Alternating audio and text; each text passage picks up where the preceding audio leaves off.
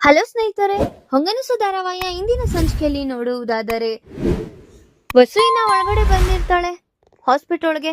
Madam, ನನಗೆ ಸ್ವಲ್ಪ ತಲೆ ನೋವ್ತಿದೆ, ನಾನು ಮಲ್ಕೊಂತೀನಿ ಅಂತ ಹೇಳ್ತಾ. ಯಾಕೆ ವಸು, ಏನಾಯ್ತು?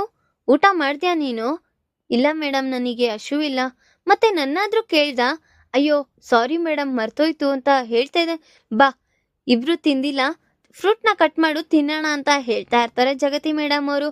ಆಗ ಮೇಡಮ್, ನನಗೋಸ್ಕರ ಇಷ್ಟೊತ್ತು ಕಾಯ್ಕೊಂಡಿದ್ರಾ?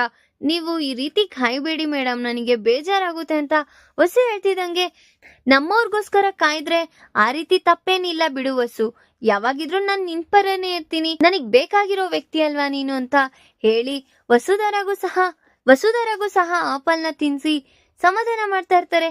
ಯಾಕೆ ವಸು, ನೀನ್ ನನ್ ಮೇಲೆ ಬೇಜಾರಾದ್ಯಾ? ನಾನು ಆ ರೀತಿ ನಮ್ಮ ಫ್ಯಾಮಿಲಿ ವಿಚಾರ, ನೀನ್ ಇದಕ್ ಮಧ್ಯ ಬರ್ಬೇಡ ಅಂತ ಹೇಳಿದ್ಕೆ ಬೇಜಾರಾದ್ಯಾ? ಹಾಗೇನು ಇಲ್ಲ ಮೇಡಮ್, ಆದ್ರೂ ಒಂದ್ ಕಡೆ ತುಂಬಾ ಬೇಜಾರಾಯ್ತು. ಯಾಕೆ ಈ ರೀತಿ ಹೇಳಿದ್ರು ನಮ್ಮ ಮೇಡಮ್ ಅಂತ ನನಗ್ ಗೊತ್ತು ವಸು, ನೀನು ಅದ್ರ ಬಗ್ಗೆ ಎಲ್ಲ ಯೋಚನೆ ಮಾಡ್ಬೇಡ. ಈಗಿನ ನನ್ನ ಪರಿಸ್ಥಿತಿ ಹಾಗಿದೆ, ನೀನು ಏನೂ ಮಾಡೋದಿಕ್ಕಾಗಲ್ಲ. ಅಲ್ಲ ಮೇಡಮ್, ಯಾಕೆ ಆ ರೀತಿ ಆಯ್ತು ಅಂತ ಹೇಳ್ತಿದ್ದಂಗೆ, ಏನ್ ಮಾಡೋಣ ಹೇಳು.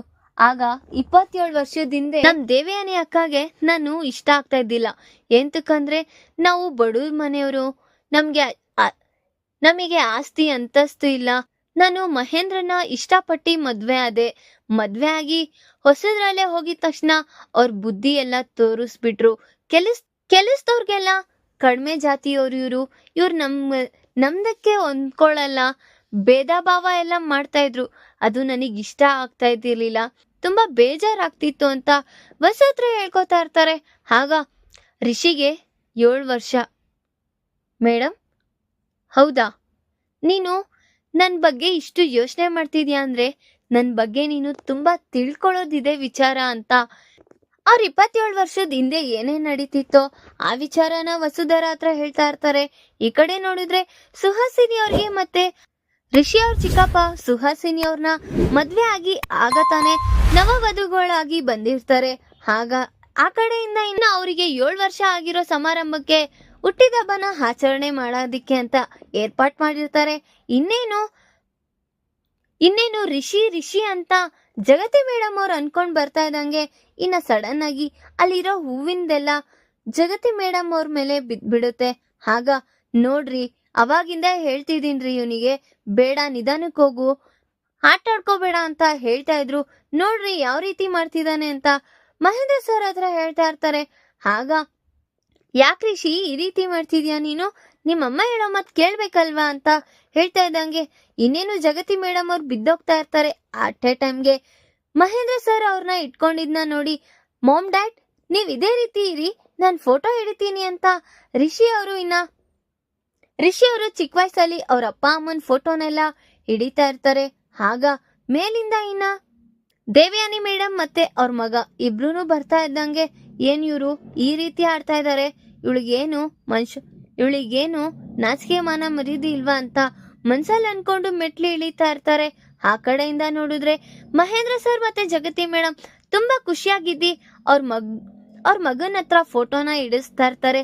ರಿಷಿ ಈ ರೀತಿ ಇಡಿ ಅಂತ ಮಹೇಂದ್ರ ಸರ್ ಹೇಳ್ತಾ ಇದ್ದಂಗೆ, ಧಾರಾವಾಹಿಯ ಪ್ರತಿಯೊಂದು ಸಂಚಿಕೆ ತಪ್ಪದೆ ನೋಡಬೇಕಾದರೆ ನಮ್ಮ KTVS 365 ಚಾನೆಲ್ನ ಈಗಲೇ ಸಬ್ಸ್ಕ್ರೈಬ್ ಮಾಡ್ಕೊಳ್ಳಿ.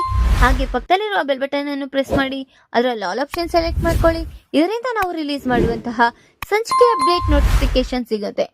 ಆಗ ದೇವಯಾನಿ ಮೇಡಮ್, ಜಗತಿ ಏನ್ ಮಾಡ್ತಿದ್ಯಾ ನೀನು ಅಂತ ಹೇಳಿ, ಮಹೇಂದ್ರ ನಿನ್ಗೆ ನಿಮ್ಮ ಅಣ್ಣ ಅವ್ರು ಕರಿತಿದ್ದಾರೆ ಹೋಗು ಅಂತ ಹೇಳಿ ಕಳಿಸ್ತಾರೆ. ಆಗ ನೀನ್ ಈ ರೀತಿ ಮಾಡ್ತಾ ಇರೋದು ತಪ್ಪು, ಸ್ವಲ್ಪ ಮೈ ಮೇಲೆ ಪ್ರಜ್ಞೆ ಇಟ್ಕೊಂಡು ಕೆಲಸ ಮಾಡೋದನ್ನ ಕಲಿ.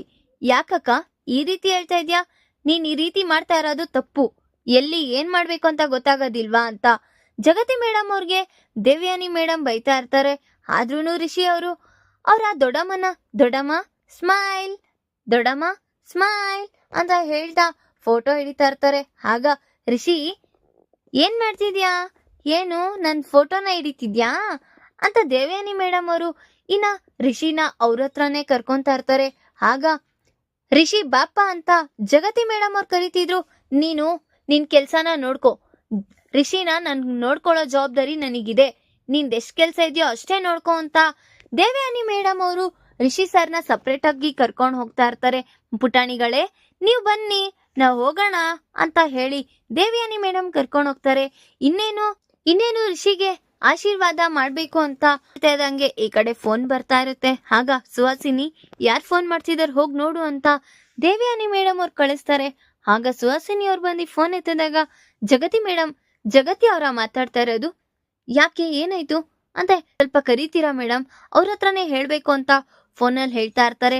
ಆಗ ಅಕ್ಕ ಜಗತಿ ಅಕ್ಕನ್ಗಕ್ಕ ಫೋನ್ ಬಂದಿರೋದು, ಏನಂತೆ ಆಮೇಲೆ ಮಾತಾಡ್ತಾಳೆ ಅಂತ ಹೇಳು ಅಂತ ಹೇಳ್ತಿದ್ರು. ಅಕ್ಕ ಏನೋ ಎಮರ್ಜೆನ್ಸಿ ಅಂತೆ ಅಕ್ಕ, ತುಂಬಾ ಟೆನ್ಷನ್ ಆಗಿದ್ದಾರೆ ಅಂತ ಹೇಳ್ತಾ ಇರ್ತಾರೆ ಸುಹಾಸಿನಿ ಅವರು.